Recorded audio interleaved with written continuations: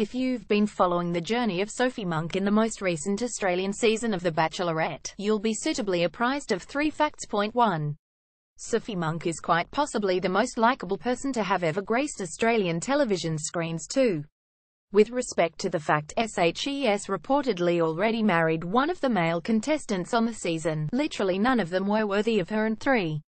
Australian television executives are complicit in giving platforms to abusers for the sake of good ratings, and they have a lot to answer for. This last one might seem to have come out of left field, but it's undeniably true. As recent reports have uncovered, the now eliminated contestant Blake Coleman has a history of violence that should have prevented him from even being considered for a television platform at all, let alone one in which he vies for the affections of a woman. Earlier this year, Coleman pleaded guilty to a vicious assault in Perth that left her man paralysed and unconscious in a pool of his own blood. Tristan Cooper told the Sunday Times that Coleman attacked him from behind, picking him up by his neck and throwing him into the side of a building. According to Cooper, CCTV footage and audio obtained by police following the attack showed Coleman laughing in a taxi with friends while bragging about his actions.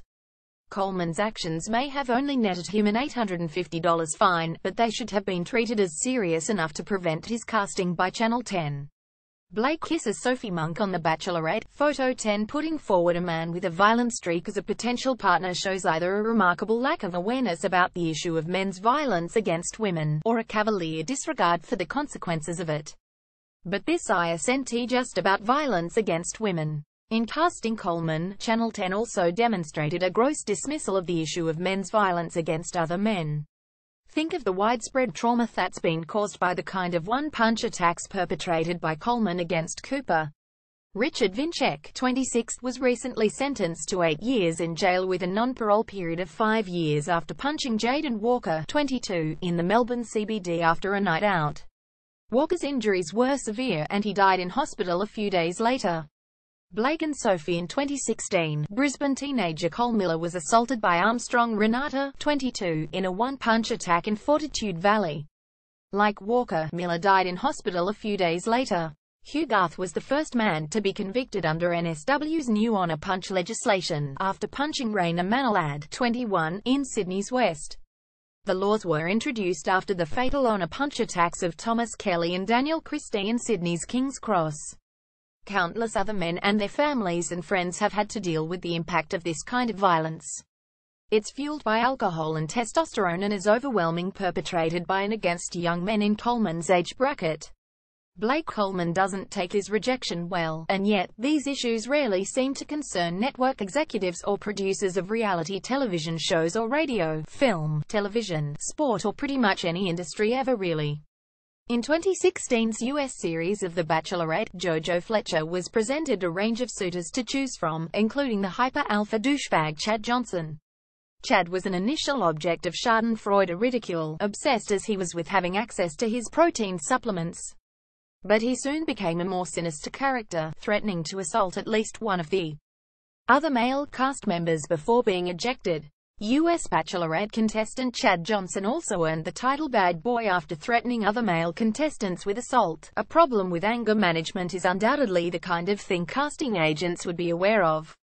But hey, at least it made for good TV. Then there was the female contestant of 2016's Married at First Sight. Claire Verrill was clear about suffering PTSD related to a random violent street attack the year prior, yet producers paired her with Jono Pittman, a man who had been court-ordered to undertake anger management classes following his part in a 2008 pub brawl. Married at First Sight contestant Claire Verrill was battling PTSD after a random attack when she was matched with TV husband Jono Pittman, who had been charged with assault. Photo 9. Why is the temperament of easily aggravated men important, particularly in terms of shows like The Bachelorette? Because it speaks to what we still collectively will accept and in some cases idealize in the trope of the eligible bachelor. It isn't necessarily that men inclined to cruelty and violence are romanticized, although that isn't uncommon. Note that Blake is repeatedly described by media outlets as a bad boy.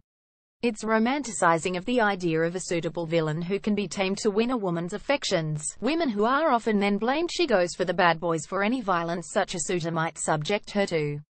But beyond what troubling ideas this poses around heterosexual dating in a society where women are still murdered by men weekly, the issue of men's violence is not just one that affects women.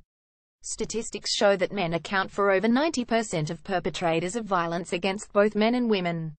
In fact, the biggest threat to men's safety comes from other men in public spaces. This isn't just a matter of testosterone overload in otherwise decent and red-blooded young men. It's about the continued normalization of this kind of violence and its supposed relationship to typical masculinity. Blake Coleman should never have been considered an appropriate choice for a television show at all, let alone one where other men are exposed to his potential for violence and a single woman is asked to consider him as a suitable mate. Networks need to start reflecting the values they claim to have and paying closer attention to the ethics of their decisions. Because if nothing else, at a time when the exposure of violence and abuse in the entertainment industry is just starting to break open, continued decisions like these are going to prove very bad for business.